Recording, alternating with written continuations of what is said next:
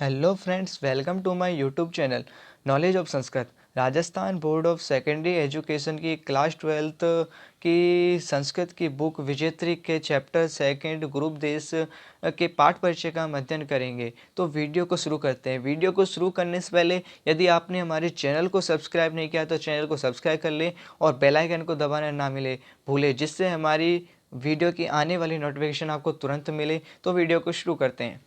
महाकवि बाणभट्ट प्रणीता महाकवि बाणभट्ट के द्वारा बनी कादम्बरी संस्कृत साहित्य की अद्वितीय कथा के रूप में प्रसिद्ध है। महाकवि बाणभट्ट के द्वारा बनी हुई कादम्बरी संस्कृत साहित्य की अद्वितीय कथा के रूप में प्रसिद्ध है। संस्कृत साहित्य में गद्य सम्राट बाणभट्ट की अपूर्व वर्णन विशारदत्वम विशाल कुशलता को देखकर संस्कृत मनीषिण संस्कृत के विद्वान मंत्र मुग्ध का अनुभव करते हैं। संस्कृत साहित्य में गद्य सम्राट बाणभट्ट की अपूर्व वर्णन और विशाल कुशलता को देख कर के संस्कृत के विद्वान मंत्र मुग्ध का अनुभव करते हैं। महाकवि बाणभट्ट की गद्य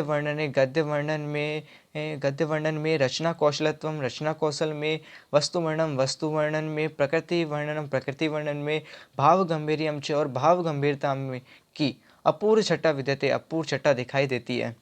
महाकवि बाणभट्ट के गद्य वर्णन में रचना कौशल, वस्तु वर्णन, प्रकृति वर्णन और भाव गंभीर की अपूर्व शोभा दिखाई देती है।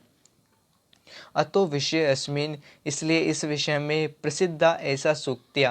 ऐसी सूक्तियाँ प्रसिद्ध है। इसलिए इस विषय में ऐसी सूक्तियाँ प्रसिद्ध है। कैसी सूक्तियाँ? कि बाणोच्छिष्टम जगत सर्वम, कि संपूर्ण संसार बाण की क्या है? झूठन है। बाण कवि नामी है चक्रवर्ती, बाण कवि जो कवियों का क्या है? चक्रवर्ती है। बाणी बाणो बभूहु, वाणी क्या हो गई? बाण हो गई। बाणस्तु पंचानन है, बाण तो पंचानन है। हृदय वस्ती पंच बाणस्तु बाणे, हृदय में या तो कामदेव रहते हैं, रति के पति कामदेव, प्रेम के देवता कामदेव, या फिर बाण स्वयं रहते हैं। सम्राज हर्षवर्धनश राजसभायाम आश्रित कवि रूपेण तेन हर्षचरितम कादम्बरी चेति ग्रंथद्वयम विरचितम। सम्राट हर्षवर्धन की राजसभा में आश्रित कवि के रूप में तेन उन्होंने हर्षचरित और कादम्बरी ग्रंथद्वयम विरचिता से दो ग्रंथ रचे। अर्थात सम्राट हर्षवर्धन की राजसभा में आश्रित कवि के रूप में किन्होंने सुकरास बाणभट्ट ने हर्षचरितम और कादम्बरी नामक दो ग्रंथों की रचना की। महाकवि बाणभट्ट की कादम्बरी हर्ष और हर्षचरित दो प्रसिद्ध काव्य हैं। हर्षचरितम आख्यायिका, कादम्बरी कल्पित कथा अस्ति। हर्षचरित क्या है? आख्यायिका है और कादम्बरी कल्पित कथा है। आख्यायिका क्या होती है? आख्यायिका जो इतिहास पर आधारित होती है वो आख्यायिका होती है, और जो अपनी कल्पना पर आधारित होती है वो कल्पित कथा होती है। तो कादम्बरी बाणभट्ट की कल्पित कथा है, वो अपनी उसकी कल्पना पे लिखा है। आगे देखते हैं। कादम्बरी सर्वोत्कृष्टम गद्य काव्यम अस्ति। कादम्बरी सर्वोत्कृष्ट गद्य काव्य है। काव्य अस्मिन चंद्रापीड़ कादम्बर्या, इस काव्य में चंद्रापीड़ कादम्बर्या की पुंडरीक महाश्वेता की प्रणय कथा वर्णिता अस्ति, प्रेम कथा का वर्णन है। अर्थात इस काव्य में क्या है? चंद्रापीड़ और कादम्बरी की, पुंडरीक और महाश्वेता की प्रेम कथा का वर्णन है। गुरुपदेश पाठ है कादम्बर्या सुकनासोपदेश नामक गद्य खंडात ग्रहीता। गुरुपदेश पाठ कादम्बरी के शुकनाशोपदेश नामक गद्य खंड से लिया गया है। यह ध्यान रखिए कि गुरुपदेश पाठ कादम्बरी के शुकनाशोपदेश नाम के गद्य खंड से लिया गया है। अस्मिन खंडे राजकुमार चंद्रापीड़ है। इस खंड में राजकुमार चंद्रापीड़ गुरु के आश्रम में ब्रह्मचर्य अवस्था को समाप्त करके पिता तारापीड़ के राजप्रसाद राजमहल में पुनरागत यानी फिर से आ गए। अर्थात इस खंड में राजकुमार चंद्रापीड़ गुरु के आश्रम में क्या ब्रह्मचर्य अवस्था को समाप्त करके पिता तारापीड़ के राजमहल में लौट आते हैं। राज्ञ तारापीडस्य महामंत्री सुकनास है। राजा तारापीड़ का महामंत्री कौन होता है? सुकनास। ये मेन पॉइंट है। राजा तारापीड़ का महामंत्री सुकनास। सत्व शौर्य आर्जन संपन्नम, सत्व शौर्य सरलता आर्जव भाव संपन्नम तम चंद्रापीड़म अधिकतरम गुणतिशायी कर्तुम बहुविध प्रकार उपदेशी। सरलता आदि भावों से संपन्न उस चंद्रापीड़ को और अधिक गुणशाली बनाने के लिए बहुविध प्रकार उपदेश बहुत प्रकार से उपदेश देता है।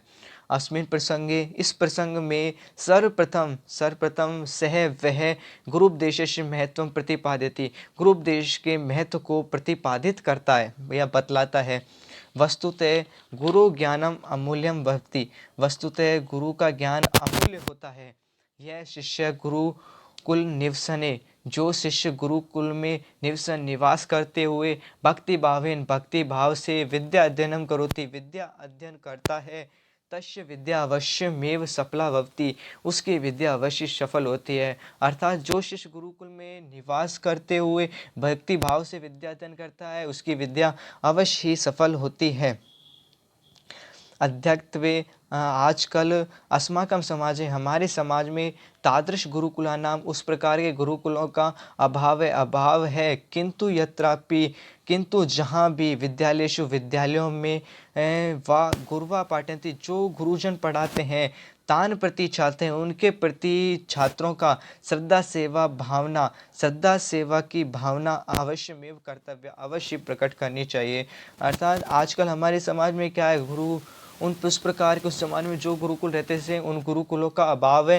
किंतु जहाँ भी विद्यालय अथवा महाविद्यालयों में गुरुजन पढ़ाते हैं, उनके प्रति छात्रों को श्रद्धा अथवा सेवा भाव अवश्य प्रकट करना चाहिए। अनेने विद्यार्थिनाम, इसी से विद्यार्थियों का जीवन अध्ययनम च, और अध्ययन सफलम भवति, सफल होता है। इसी से ही विद्यार्थी क्या होता है, जीवन और अध्ययन दोनों सफल होता है। गुरु ज्ञान प्रकाशेन अज्ञानांधकारे निपतितस्य शिष्यस्य उद्धार को भवति, गुरु ज्ञान रूपी प्रकाश से ज्ञान रूपी अंधकार में गिरे हुए शिष्य का उद्धार करने वाला होता है। शिष्यस्य शारीरिकम, शिष्य का शारीरिक, मानसिकम मानसिक, आध्यात्मिकम आध्यात्मिक, नैतिकस्य नैतिक, विकासम करोति, विकास करता है। यानी अर्थात गुरु क्या करता है, गुरु शिष्य का शारीरिक, मानसिक, आध्यात्मिक और नैतिक विकास करने वाला होता है। तो इस पार्ट में अगर हम मोटे तौर पर देखें तो इस पार्ट में हमें ये बताया है कि जो सुकनास है वो राजा तारापीड़ का मंत्री है और चंद्रापीड़ राजा तारापीड़ का पुत्र है। जब चंद्रापीड़ गुरु के आश्रम में ब्रह्मचर्य अवस्था को समाप्त कर अपने राजमहल में लौटता है तो राजा तारापीड़ अपने पुत्र का युवराभिषेक करने का उत्सुक होता है। तो सुकनास चंद्रापीड़ को उपदेश देता है अनेक प्रकार से। तो वह उपदेश देता है कि वैसे तो तुम सभी भावों से युक्त तो सत्व आर्जव तुम में है, लेकिन तुम्हें और अधिक गुणशाली बनाने के लिए सुकनास तुझे और अधिक उपदेश देता है कि गुरु का ज्ञान अमूल्य होता है। गुरु के ज्ञान के बारे में वह अधिक बतलाता है। और 4 अनर्थ परंपरा होती है, जैसे गर्भशयी, ऐश्वर्यशाली होना, नई जवानी, सुंदरता, अधिक शक्ति का होना। इन अनर्थ परंपरा के बारे में वह चंद्रापीड़ को बताता है।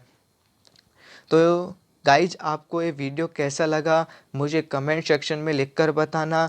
यदि आपने हमारे चैनल को अभी भी सब्सक्राइब नहीं किया है तो प्लीज़ चैनल को सब्सक्राइब कर लें और बेल आइकन को दबाना ना भूलें, जिससे आने वाली वीडियो की नोटिफिकेशन आपको तुरंत मिले। थैंक यू, धन्यवाद।